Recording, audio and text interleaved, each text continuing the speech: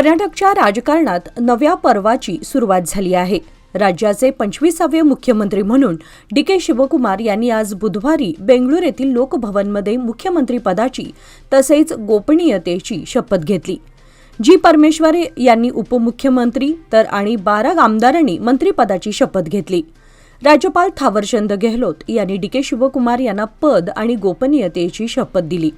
मुख्यमंत्रीपदाची शपथ घेताना डी.के. शिवकुमार यांच्यासोबत काँग्रेसचे ज्येष्ठ नेते जी परमेश्वर यांनी उपमुख्यमंत्रीपदाची तर बेळगाव जिल्ह्यातील ज्येष्ठ काँग्रेस नेते Satish Jarkiholi, K J. George, M B. Patil, K H. Muniyappa, Ramalinga Reddy, Krishna Byregowda, Priyank Kharge, U T Khader, Eshwar Khandre, माजी मुख्यमंत्री सिद्धरामय्यांचे पुत्र डॉक्टर यतींद्र सिद्धरामय्या, भैरती सुरेश, डॉक्टर शरणप्रकाश पाटील यांनी नव्या मंत्रिमंडळातील मंत्रिपदाची आणि गोपनीयतेची शपथ घेतली।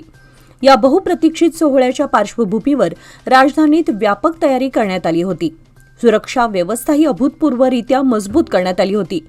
या सोहळ्यास काँग्रेस अध्यक्ष मल्लिकार्जुन खरगे, लोकसभेतील विरोधी पक्षनेते राहुल गांधी, के.सी. वेणुगोपाल, सुशीलकुमार शिंदे, देशमुख परिवार यांच्यासह पक्षातील अनेक वरिष्ठ राष्ट्रीय नेते कार्यक्रमाला उपस्थित होते।